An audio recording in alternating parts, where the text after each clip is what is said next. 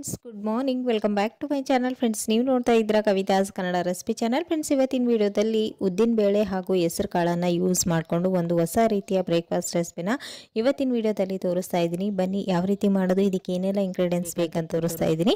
So ಇಲ್ಲಿ ನೋಡ್ತಾ ಇದ್ದೀರಾ, ಮೊದಲೇದಾಗಿ ನಾನು ಒಂದು ಮಿಕ್ಸಿಂಗ್ ಬೌಲ್ನ ತೊಗೊಂಡಿದ್ದೀನಿ. ಇದಕ್ಕೆ ನಾನು 1 ಕಪ್ನ ಹೆಸರು ಕಾಳನ್ನು ಹಾಕೊಂಡಿದ್ದೀನಿ. ನೀವು ಎಷ್ಟು ಕ್ವಾಂಟಿಟಿಯಲ್ಲಿ ಹೆಸರು ಕಾಳನ್ನು ತೊಗೊಂಡಿರ್ತೀರಾ ಅದರ ಅರ್ಧದಷ್ಟು ನಾನು ಇಲ್ಲಿ ಉದ್ದಿನ ಬೇಳೆನೂ ಕೂಡ ತೊಗೊಂಡಿದ್ದೀನಿ. ಇವಾಗ ಇವೆರಡನ್ನು ಚೆನ್ನಾಗಿ ಒಂದ್ಸರಿ ವಾಶ್ ಮಾಡಿಬಿಟ್ಟು ಇದನ್ನು ಒಂದು 10 ರಿಂದ 15 ಗಂಟೆಗಳ ಕಾಲ ಚೆನ್ನಾಗಿ ನೆನೆಯೋದಕ್ಕೆ ಬಿಡಬೇಕು. ಅಂದ್ರೇ ಇದು ಒಂದು ಸ್ನ್ಯಾಕ್ಸ್ ಅಥವಾ ಬ್ರೇಕ್ಫಾಸ್ಟ್ ರೆಸಿಪಿ ತುಂಬ ಟೇಸ್ಟಿಯಾಗಿರುತ್ತೆ ಅಂತಲೇ ಹೇಳ್ಬೋದು. ಹೆಸರು ಕೂಡ ಅಷ್ಟೇ ಹೆಲ್ತಿಗೆ ತುಂಬಾ ಒಳ್ಳೆಯದು.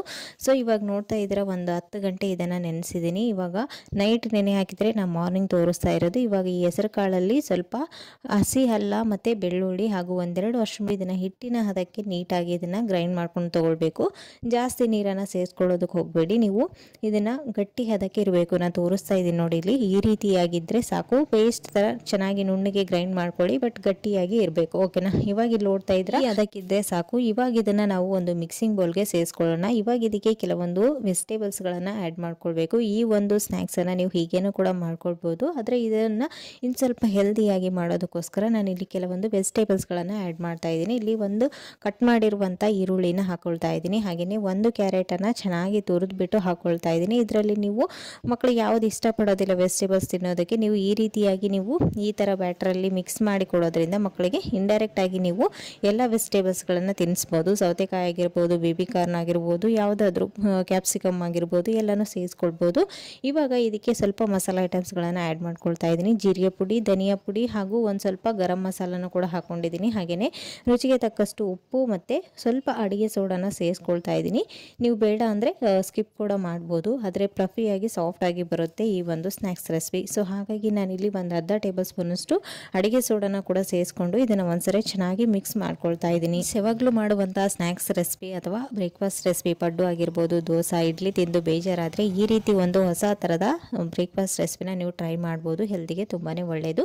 ಇವಾಗ ಇಲ್ಲಿ ನೋಡ್ತಾ ಇದ್ದರೆ ಇದೆಲ್ಲವನ್ನು ಚೆನ್ನಾಗಿ ಮಿಕ್ಸ್ ಮಾಡ್ಕೊಳ್ತಾ ಇದ್ದೀನಿ. ಸಾಲ್ಟ್ ಆಗಿರ್ಬೋದು, ಮಸಾಲೆ ಐಟಮ್ಸ್ಗಳು, ವೆಜಿಟೇಬಲ್ಸ್ ಎಲ್ಲನೂ ಚೆನ್ನಾಗಿ ಮಿಕ್ಸ್ ಆಗೋ ಥರ ಈ ರೀತಿ ಮಿಕ್ಸ್ ಮಾಡಿಕೊಂಡು ಪಕ್ಕಕ್ಕೆ ಇಟ್ಕೊಳ್ಳಿ. ಇವಾಗ ಇದರ ಬೆಸ್ಟ್ ಕಾಂಬಿನೇಷನ್ ಆಗಿ ಒಂದು ಕ್ವಿಕ್ ಆಗಿರುವಂತಹ ಟೊಮೆಟೊ ಚಟ್ನಿನ ರೆಡಿ ಮಾಡ್ಕೊಳ್ಳೋಣ. ಇಲ್ಲಿ ನಾನು ಒಂದು ಪ್ಯಾನನ್ನು ಬಿಸಿ ಮಾಡೋದಕ್ಕೆ ಇಟ್ಟಿದ್ದೀನಿ. ಪ್ಯಾನ್ ಬಿಸಿ ಆದ ನಂತರ ಇದಕ್ಕೆ 1 ಟೇಬಲ್ ಸ್ಪೂನಷ್ಟು ಎಣ್ಣೆನ ಹಾಕ್ಕೊಂಡಿದ್ದೀನಿ. ಎಣ್ಣೆ ಸ್ವಲ್ಪ ಬಿಸಿ ಆದ ನಂತರ ಇದಕ್ಕೆ 1 ಟೇಬಲ್ ಸ್ಪೂನಷ್ಟು ಕಡಲೆಬೇಳೆನ ಹಾಕ್ಕೊಳ್ತಾ ಇದ್ದೀನಿ. 1 ಟೇಬಲ್ ಸ್ಪೂನಷ್ಟು ಧನಿಯಾ ಪುಡಿ ಹಾಗೂ ಒಂದು ಅರ್ಧ ಟೇಬಲ್ ಸ್ಪೂನಷ್ಟು ಜೀರಿಗೆನೂ ಕೂಡ ಹಾಕೊಂಡು ಇವೆಲ್ಲ ಚೆನ್ನಾಗಿ ಒಂದ್ಸರಿ ಎಲ್ಲವೂ ಚೆನ್ನಾಗಿ ಕ್ರಿಸ್ಪಿ ಆದ ನಂತರ ಇದಕ್ಕೆ ನಾವು ಸ್ವಲ್ಪ ಹಸಿ ಅಲ್ಲ ಮತ್ತು ಬೆಳ್ಳುಳ್ಳಿನ ಸೇರಿಸ್ಕೊಳ್ತಾ ಇದ್ದೀನಿ.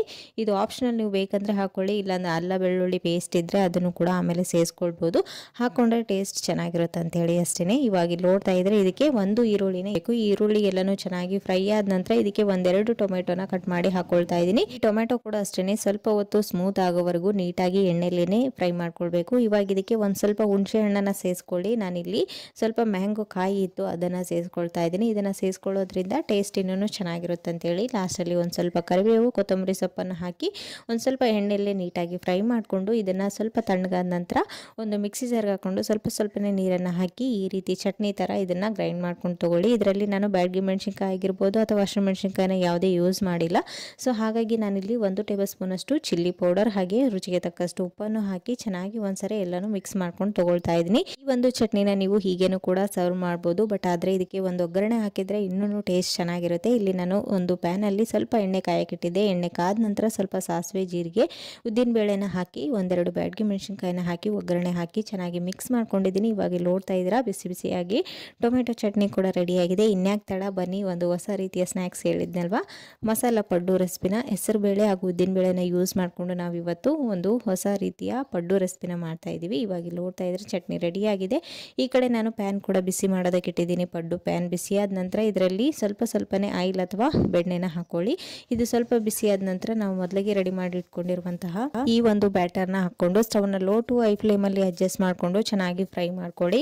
ನಾವು ಯಾವಾಗಲೂ ಪಡ್ಡು ಹಾಕ್ಕೊಳ್ಳುವಾಗ ಸೆಂಟ್ರಲ್ಲಿಂದನೇ ನಾವು ಸ್ಟಾರ್ಟ್ ಮಾಡ್ಕೊಳ್ಬೇಕು. ಯಾಕಂದರೆ ಸೆಂಟ್ರಲ್ಲಿ ಸಿಲಿಂಡ್ರ್ ಬೆಂಕಿ ಏರುತ್ತಲ್ವ, ಅದು ಜಾಸ್ತಿ ಬರ್ತಾ ಇರುತ್ತೆ. ಸೊ ಹಾಗಾಗಿ ಸೆಂಟ್ರಲ್ಲಿ ಫಸ್ಟ್ ಹಾಕ್ಕೊಂಡು ನಂತರ ನಾವು ಸರ್ಕಲಲ್ಲಿ ಹಾಕ್ಕೊಳ್ಬೇಕು. ಇದೇ ರೀತಿಯೇ ಹಾಕ್ಕೊಂಡು ಮೇಲ್ಗಡೆ ಒಂದು ಸ್ವಲ್ಪ ಎಣ್ಣೆ ಅಥವಾ ತುಪ್ಪನ ಹಾಕ್ಕೊಳ್ಳಿ. ನಂತರ ಒಂದು ಲಿಡ್ನ ಕ್ಲೋಸ್ ಮಾಡಿ ಸ್ಟವ್ನ ಲೋ ಟು ಹೈ ಫ್ಲೇಮಲ್ಲಿ ಅಡ್ಜಸ್ಟ್ ಮಾಡಿಕೊಂಡು ಚೆನ್ನಾಗಿ ಫ್ರೈ ಮಾಡ್ಕೊಳ್ಳಿ. ನೀವು ಹೈ ಫ್ಲೇಮಲ್ಲಿ ಇಟ್ಟು ಫ್ರೈ ಮಾಡಿದರೆ ಒಳಗಡೆ ಹಿಟ್ಟಿನ ಅಂಶ ಹಾಗೇನೆ ಉಳ್ಕೊಳ್ಳುತ್ತೆ. ಸೊ ಹಾಗಾಗಿ ಸ್ವಲ್ಪ ಪೇಷನ್ಸಿಂದ ಇದನ್ನು ಫ್ರೈ ಮಾಡ್ಕೊಂಡು ತೊಗೊಳ್ಳಿ. ಇವಾಗ ನೋಡ್ತಾ ಇದ್ರೆ ಒಂದು 2 ಮಿನಿಟ್ಸ್ ಚೆನ್ನಾಗಿ ಫ್ರೈ ಆದ ನಂತರ ಇದನ್ನು ಟರ್ನ್ ಮಾಡಿ ತೋರಿಸ್ತಾ ಇದ್ದೀನಿ. ವಾವ್, ಕಲರ್ ನೋಡ್ತಾ ಇದ್ರಲ್ವ ಎಷ್ಟು ಚೆನ್ನಾಗಿ ಬಂದಿದೆ ಅಂತೇಳಿ. ನೋಡಿದ್ರೇ ತಿನ್ಬೇಕನ್ಸುತ್ತೆ, ಇನ್ಯಾಕೆ ತಡ. ನೀವು ಕೂಡ ಮನೆಯಲ್ಲಿ ಒಂದ್ಸರಿ ಟ್ರೈ ಮಾಡಿ. ಈ ಒಂದು ಸ್ನ್ಯಾಕ್ಸ್ ರೆಸಿಪಿ ಮಕ್ಕಳಿಂದ ಹಿಡಿದು ದೊಡ್ಡವ್ರಿಗೂ ತುಂಬ ಎಲ್ರಿಗೂ ಇಷ್ಟ ಆಗುವಂಥ ಒಂದು ರೆಸಿಪಿ, ಹಾಗೆ ಹೆಲ್ದಿ ಕೂಡ ಹೌದು.